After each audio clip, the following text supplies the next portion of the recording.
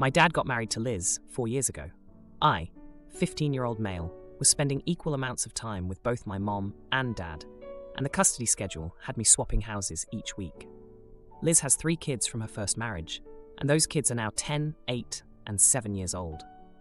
The kids were clingy from the day they moved in, but then in June and July 2020, I was living there exclusively because my mom ended up in the hospital. I couldn't do anything without the kids being in my face, and every time I asked Dad and Liz to help me stop them, they refused. And the kids didn't listen to me when I said no. My dad told me I would never get another chance to have siblings and to embrace and nurture the relationship with them. I told him this was making them feel more like burdens than siblings, and he told me I was too young to see them that way and dismissed my need for space. It was a huge relief when Mom got better and I could go to her house for breaks. By the time I was 12, I had asked my mom if she could go to court to change the custody deal so I could spend more time with her. I was 13 when it was successful. My dad was upset, and Liz was kinda mad that her kids would miss me more than they did while I was at Dad's. My uncles, Dad's brother and his husband, even said how strangely clingy the kids were, and they found it weird that every time I was with my mom, the kids would be asking when I would come home and why they couldn't see me. I wouldn't even be gone a day, and they would ask that. They started that before we even knew each other a year. I spend way less time with my dad now, and I went on vacation with him, Liz, and the kids last June, and it was miserable. My vacation basically consisted of spending all that week with the kids, following them around and doing stuff they liked. On Christmas Eve, I spent a few hours at Dad's because the court still asks for that. So I was there, and my step-siblings were being super clingy, telling me not to go, and that I should be with them at Christmas. Then, they demanded to be invited to my mom's house, and Liz asked me how I could leave and miss out on a family Christmas and hurt my siblings so much. Dad told me on the drive back to Mom's that I should be taking my responsibility more seriously. I took a 3-week break from them. But the 10-year-old called me daily during those 3 weeks. Then, Dad announced we were going on vacation again in May, and he was saying it was a place I wanted to go. I decided right there that I was not going to ruin a place I had always wanted to go by being smothered by my step-siblings. And I told Dad they can go, but I won't, and that I won't be going on vacation with them again. He was surprised, and he told me I had to go, and I said I don't, and I won't. He asked me for one good reason why, and I told him my step-siblings would ruin it by suffocating me, and that he and Liz would do nothing about it. Dad called my attitude nasty and said I should be ashamed of myself talking about them like that. Am I the jerk? Now, for a few comments before the update. Comment 1, not the idiot. Liz asked me how I could leave and miss out on a family Christmas. You were spending Christmas with your family. Your mom is your family. I should be taking my responsibility more seriously. What responsibilities? I can't for the life of me understand why parents think that just because they marry someone who has kids, that everyone should cater to said kids. Comment 2, not the idiot. Dad and Liz can go find another babysitter for the vacation. Shame on both of them for ignoring OP's reasonable ask for a bit of space from the siblings that materialized around him. Additionally, shame for encouraging the siblings' OP fetish. I would totally dig in on not going. Sounds like, no matter what the location, this isn't a vacation for OP. Now, for the update. Hey Reddit, back again with an update on the step-sibling saga. It's been 3 months since I last posted, and oh boy, do I have some stories for you. So after I refused to go on vacation with my dad, Liz, and the kids, things got pretty tense. Dad was really upset with me, and Liz, well, she was downright cold. She started giving me these looks like I was some sort of villain for not wanting to be smothered by her kids. But I stood my ground, and guess what? They went on the vacation without me. You'd think that would be the end of it, right? Wrong. The day they left, my phone blew up with texts from the 10-year-old saying how much they missed me and wished I was there. It was like I couldn't catch a break, even when they were hundreds of miles away. Now, let's rewind a bit to give you some context. Before all this vacation drama, I had been getting along okay with my step-siblings. I mean, they were still clingy, but I had found ways to deal with it. I'd play games with them, help them with homework, big brother stuff. But it was always on my terms, and I made sure to set boundaries. Back to the present, and those boundaries seemed to have vanished into thin air. When they got back from the vacation, my dad and Liz sat me down for a serious talk. They said that I was part of the family and that I needed to act like it. They even had the nerve to suggest that I should apologize to the kids for not going with them. I couldn't believe it. I tried to explain, again, how I felt suffocated, but it was like talking to a brick wall. Dad said I was being selfish and that I was hurting the kids' feelings. Liz chimed in, saying that I was setting a bad example. The whole conversation was a mess, and I left feeling more frustrated than ever. But here's where things get really juicy. A couple of weeks ago, I overheard Liz talking to her sister on the phone. She didn't know I was home, and she was saying some pretty harsh things about me. She called me an ungrateful brat and said that I was tearing the family apart. I was shocked. I knew she was upset, but I didn't realize she felt that strongly. I confronted her about it later, and she tried to deny it at first. But when I pressed her, she broke down and admitted that she felt like I didn't accept her or her kids as part of my family. It was a heated argument, and things were said that couldn't be taken back. I ended up storming out and going to my mom's house early. Now my uncles, who've always been kind of my allies in this whole situation, are getting involved. They think Liz and my dad are being unfair to me, and they've been trying to talk some sense into them. But it's like my dad's got blinders on when it comes to Liz and her kids. And remember how I mentioned that my step-siblings were clingy from day one? Well, it turns out there's a reason for that. My uncles let slip that Liz's first husband was hardly around, and when he wasn't exactly father of the year. So these kids latched onto me as some sort of replacement, which explains a lot. But knowing this just makes the whole situation more complicated. The latest development happened just last week. The 8-year-old had a school play, and I was expected to go.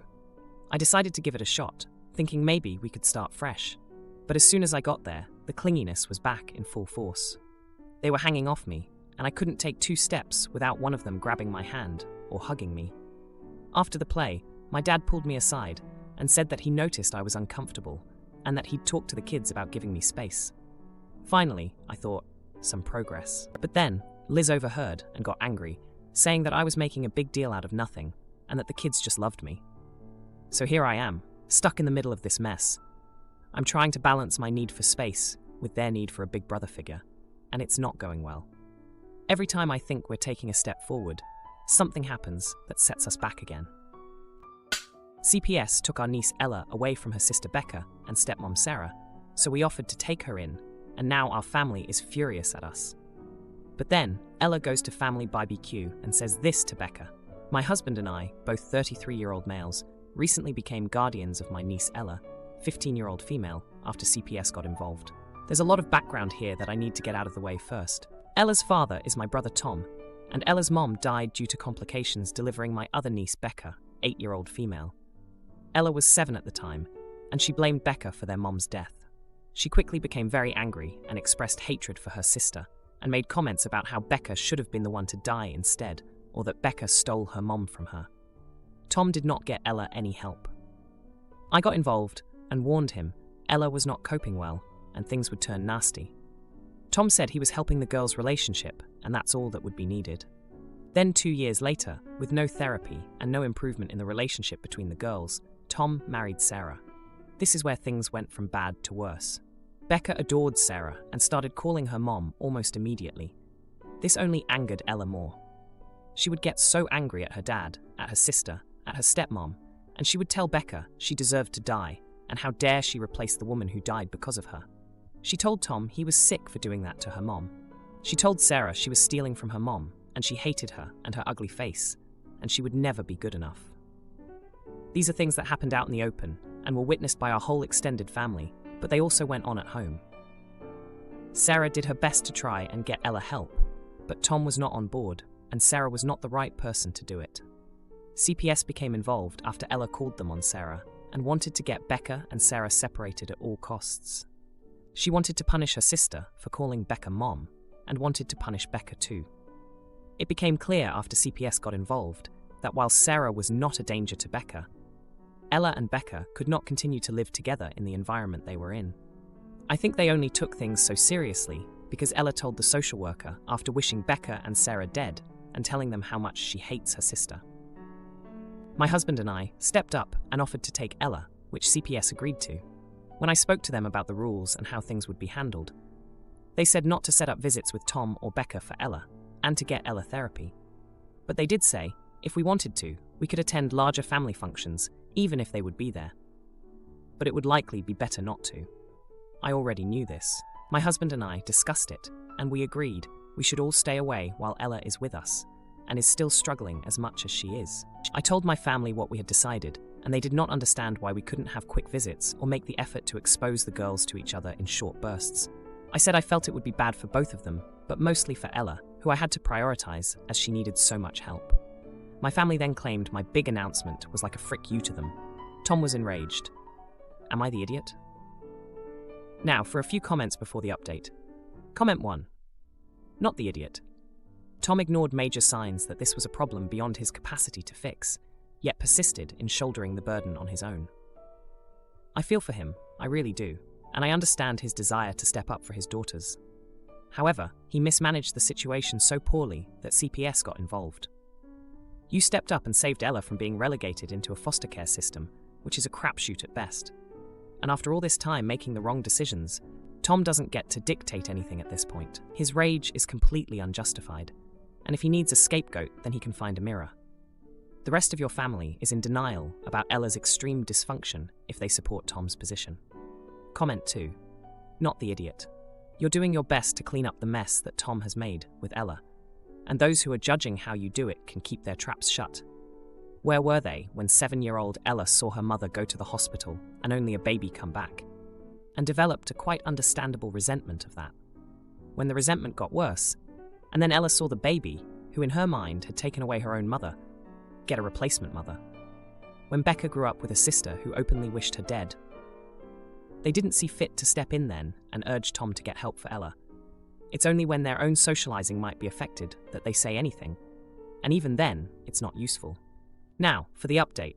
Hey Reddit, it's been 2 weeks since I last posted about becoming guardians to my niece Ella after CPS got involved due to her issues with her sister Becca and stepmom Sarah. I've got an update for you all, and let me tell you, it's been a roller coaster. First off, therapy for Ella started last week. We found a great therapist who specializes in family trauma, and Ella's been going twice a week. It's early days, but we're hopeful. She's still angry, but she's starting to open up a little, which is more than we could have said before. Now, on to the family drama. Remember how I mentioned that my family didn't understand why we couldn't have quick visits with Tom, Becca, and Sarah? Well, they took it upon themselves to fix things. Last Sunday, we were invited to a family barbecue, and we decided to go, thinking it would be good for Ella to get out of the house. Big mistake. We arrived, and everything seemed fine until Tom showed up with Becca and Sarah. Ella went pale, and I could tell she was on edge. We tried to keep them apart, but then my Aunt Lisa, who's always been a bit of a meddler, decided to play peacemaker. She cornered Ella and Becca and tried to force them to talk. Ella lost it. She started screaming at Becca, saying some really hurtful things. It was a mess. Becca ran off crying, and Sarah tried to intervene, which only made things worse. Tom was furious. He accused us of not handling Ella properly and said we were making her hatred for Becca worse. We had a huge argument in front of everyone. My husband and I grabbed Ella and left. It was clear that family functions were off the table for the foreseeable future. But here's the twist. A few days after the BBQ disaster, we got a call from Tom. He was in tears. Sarah had left him. She couldn't handle the constant tension and Ella's outbursts anymore. Tom was devastated and, for the first time, he admitted he needed help with the girls. He asked if we could all sit down and talk, without Ella, to figure out a way forward. We met at a coffee shop, just Tom, my husband, and me. Tom confessed that he had been in denial about Ella's issues because he didn't want to face his own guilt over his wife's death. He said he realized that by not getting Ella help sooner, he had failed both his daughters. It was a tough conversation, but it felt like a turning point. We agreed on a plan. Tom would start attending therapy to deal with his own grief and guilt. We would continue to support Ella with her therapy, and once the therapist thought it was appropriate, we would start to facilitate small, controlled meetings between Ella and Becca, but only if Ella was ready and willing. The past 2 weeks have been a wake-up call for all of us. Ella's still struggling, but there's a glimmer of hope now that wasn't there before. Tom's starting to take responsibility, and we're all learning how to communicate better. It's going to be a long road, but we're committed to helping Ella and healing our family. As for the rest of the family, they've been surprisingly supportive since the barbecue incident. I think they finally understand the seriousness of the situation and why we've been so cautious. They've been giving us the space we need, which has been a huge relief. Sharon wore a revealing dress to my baby shower and stole the spotlight, but now I'm pregnant again and she's invited. Oh boy, she'll regret it. Hi, I 30-year-old female, am pregnant and due in April. My husband, 35-year-old male, and I have a baby shower planned next month to celebrate with friends and relatives. This event is very important and meaningful to me, as I have not publicly shared the news with my friends and family on any social platform, i.e. Instagram, Facebook, the usual. My husband is super excited to invite all his friends from work and other social circles to the baby shower, most of whom I generally like and get along with, except for one. Let's call her Sharon. Sharon is my husband's former co-worker, and she's also pregnant, a few months after me. I never saw Sharon as a real problem up until last week, where my husband and I attended another good friend's baby shower, where Sharon was also invited. Prior to attending the event, my husband told me to make sure to wear a jacket and keep my baby bump as discreet as possible so that I don't steal the spotlight from my friend, which I completely agree and respect. I was shocked when Sharon showed up wearing the tightest maternity bodycon dress one could ever imagine. Her baby bump was extremely prominent and shown in such a way where it essentially forces the conversation on her pregnancy. This was almost everyone's first time seeing her baby bump. Some people didn't even know she was pregnant. It was incredibly uncomfortable for me as I watched the energy shift from my friend to Sharon. People were more interested in Sharon's baby, asking the usual 20 questions people are keen to ask when they find out someone is expecting. And the worst part is, Sharon seemed to bask in the spotlight and gleefully answered everyone's questions. After witnessing that debacle, I no longer wanted Sharon at my baby shower. Her selfish behavior and attitude made it clear to me that she would try and pull the same exact thing at my baby shower. My husband tells me that not inviting her to my baby shower will cause unnecessary drama since she is friends with the people who are attending. He also told me that we won't be invited to Sharon's baby shower and that it will start even more drama, etc., etc. I do care about my husband and the connection he has to his friends, but at the same time, I am hurt that he is not taking my side and understanding why I feel so strongly about this. It just infuriates me that he won't even acknowledge that what Sharon did is wrong and in poor taste. In fact, he is making me feel like I am being overly sensitive and that I am overthinking everything. I have no one to turn to, and I feel that the only course of action for me is to take this girl off the invite list. I am too stressed to think about the consequences this may have on the social group, nor do I have the bandwidth to truly sympathize. I just want to be selfish and think about my baby. Am I the ahole Ada? Now, for a few comments before the update. Comment 1. Not the idiot. She's shown you she's an attention seeker, believe her. This is worth laying out to DH directly, especially since he went to such lengths to censor your wardrobe for the first shower. He didn't want you to look like a jerk, but he's totally okay with Sharon making you look like a jerk at your own party. Something smells a bit like a used diaper genie here, and it's coming from your husband's favoritism of another woman. His work friends' assumed perceptions should never be more important than your security, especially around something like a joint baby shower for your first kid. Comment 2. Everyone sucks here. Telling people how to dress to make sure no one talks to them about their baby is crazy. She may be an attention seeker, and those people are annoying, but dressed in a way that forces the conversation on her pregnancy. Why could no one pay attention to anyone other than Sharon? Just because she was pregnant? Friend groups often have multiple pregnancies at the same time. Fighting for attention and telling people they have to hide it to come to your party is messed up. Now for the update. Hey everyone, thanks for all the comments on my last post. I really appreciated the support and advice. So, a lot has happened in the past 3 days, and I've got quite the update for you all.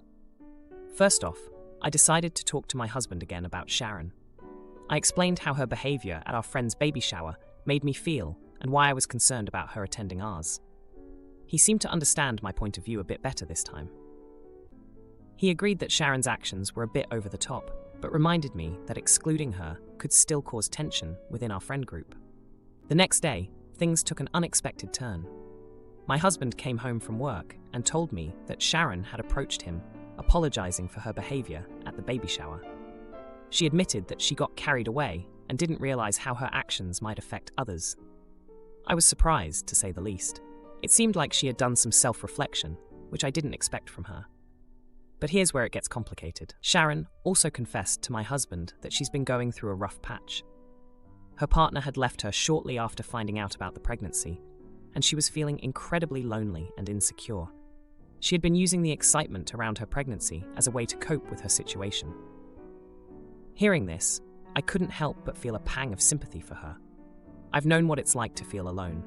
Before I met my husband, I went through a tough breakup that left me isolated for a long time. So I made a decision.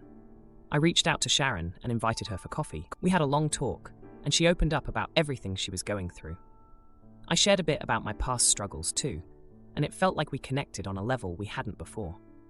By the end of our conversation, I told her she was still welcome at the baby shower, but I asked her if we could keep the focus on our little one for the day. She agreed and seemed genuinely grateful for the second chance. Now, here's the jaw-dropping moment. At the baby shower, Sharon was true to her word. She dressed modestly and didn't try to draw attention to herself. But halfway through the event, she started feeling unwell. My husband and I were worried and insisted on taking her to the hospital.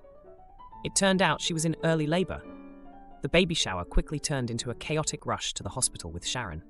Our guests were left in shock, and the celebration we had planned was cut short.